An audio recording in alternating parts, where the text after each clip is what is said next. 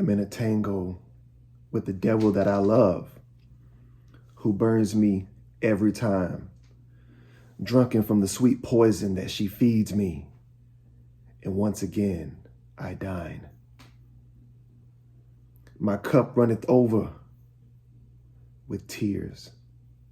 The love that she deprived me of for years. My soul runs on empty, unable to let go of the blade between my hands because of so many fears. So I willingly suffer the wounds, cut deeply, and I bleed. Uphill, futile, and endless pleas. But she can never give me the love that I truly need. Then, for a moment, I breathe, tasting an addict's toxic breath, realizing I am addicted indeed, clinging to that which sees me as only a thing, nothing more than an overextended fling. Her moods come and go like the breeze, my emotions with which she toys, nurtures my wounds, strengthens the attachment, then emotionally flees.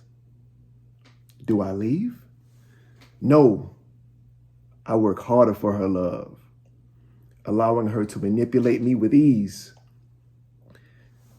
It's hard to explain. Maybe it's a masochistic addiction to the pain. Maybe her poison is the only medicine I know. And she gives me just enough. Not enough to thrive, but just enough to maintain. And when I am down to my lowest of lows, she delivers me the hardest of blows. Sweet toxins to the vein, opens my nose. An immediate but temporary high in which I feel alive once again. Who am I? I'm just a fiend kept alive by poison.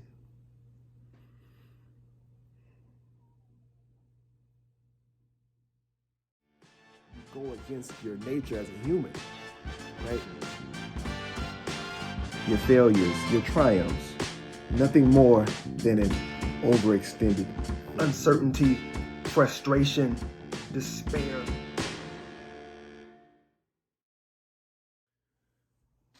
A fiend kept alive by poison. What was this one really about for me? I think for me it was deep on so many different levels because it wasn't a poem written about a specific person, right? I remember I had an ex that reached out to me and asked me, hey, is this poem about me? And I had to say, I'm sorry, dear, it was not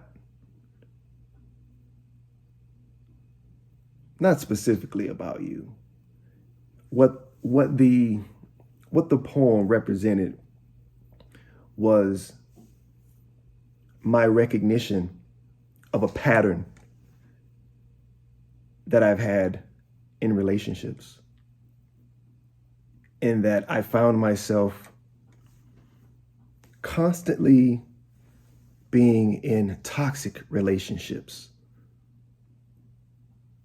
And it was a realization and a moment where I had to take accountability for my participation in the toxicity, right?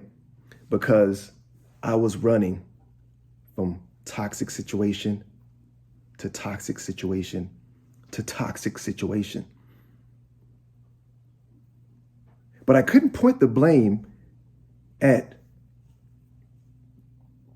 the women in my life at the time, because the common factor in every relationship was me. And it was me recognizing that there was something that attracted me to those toxic situations. It was me not only realizing, but taking accountability that, yes, it's something about the toxicity that you like. Maybe it's the excitement of it all. Maybe it's the unpredictability of the toxicity, right? That provides a layer of excitement.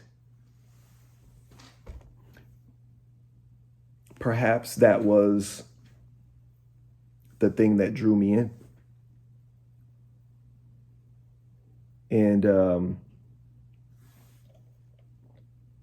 it was me analyzing that. It was me looking at every moment from the initial attraction to the first red flag to every moment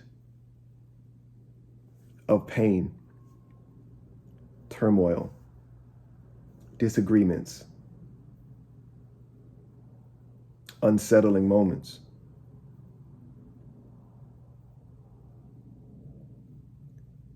And deep hurt, and ultimately a stalemate where there is no other path other than out.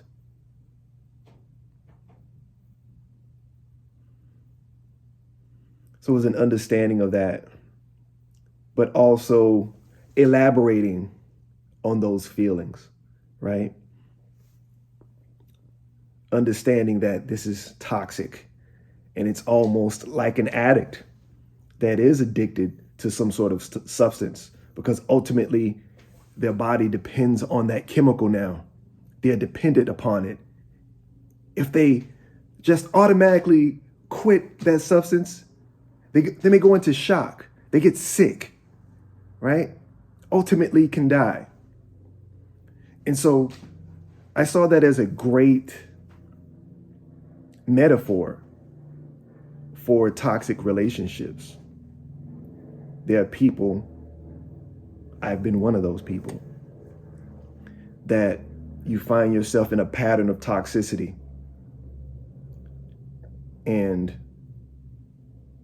why does that happen? And you have to ultimately step back and say, okay, maybe I was responsible for pursuing each one of these situations. But why? Did I really like it? Why did I like it? Ultimately, stepping back and deciding to break a pattern of behavior, right? And to take self-love and put it at the forefront. Not vanity. Vanity is something different, right? But self-love, understanding who you are, and not sacrificing self for the relationship, not sacrificing self for your ego or your partner's ego.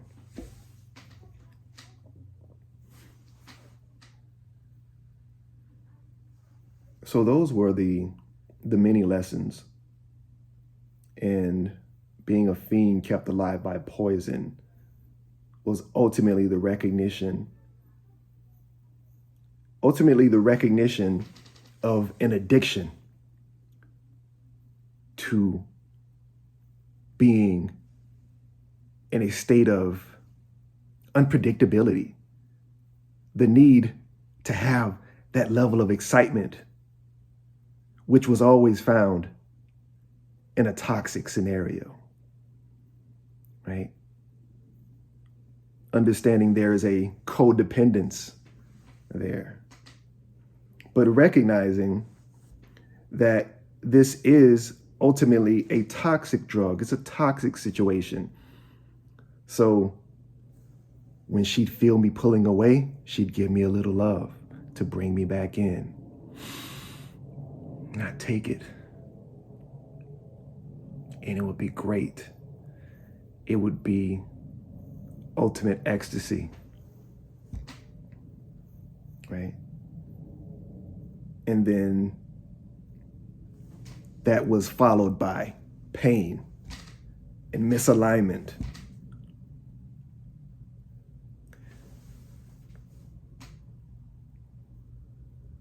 And then ultimately other behaviors, right? Me contributing toxicity to the scenario. So now all of a sudden, both of us are toxic. We're toxic to each other. We're living off of each other's substance. We're both addicted to the excitement of this toxic situation. But ultimately, it is not healthy. It provides you no peace. It ultimately becomes destructive to your emotional health.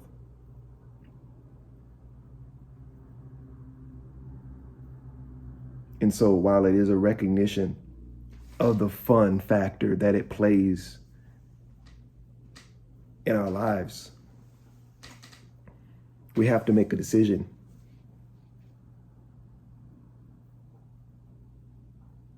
Will we pursue solely excitement for excitement's sake? Or will we love ourselves enough to pursue healthy relationships and develop habits that are conducive to having healthy relationships? And that requires some self-reflection, right? It requires you to take personal inventory. Because again, if you're always pointing the blame at your partner or your ex, you'll never look at yourself and understand the part that you played in this drama. So it's really about holding yourself accountable and not pointing the finger at your ex, at your partner. What can you do to become a better partner in your relationship? What can you do to become a better partner in your next relationship? And I believe that starts with the self. I believe that starts with you becoming a better person, you improving yourself, and you recognizing the humanity in your partner, that they're not a perfect vessel, that they are flawed just as you are. But with open hearts, open minds, understanding, and a spirit of being agreeable, we can build healthy relationships and we can understand each other. So yeah, that was that was a little insights behind the poem "A Fiend Kept Alive" by Poison. And poetry has been my therapy. So I appreciate you guys chilling here with me. Again, please, click the thumbs up. Give me a like, please, if you like it. Drop a comment. I'm interested in hearing your thoughts. Have you been in toxic scenarios, toxic relationships? What did you learn from it? Right? Are you currently in one? Let me know. Let me know your thoughts. This is it's a small channel at this point, but I'm interested in hearing everybody's thoughts and your stories. So again, drop a like for me. Drop a comment in there. Subscribe. I appreciate you guys. So my name is Ronaldo Gilly, and this is episode 1. Episode 1 of these poems, of the poem series, right? And this is just one thing I like to say, is that with anything in life that you want to achieve, remember the start does not have to be perfect, but you must start. All right? See you later.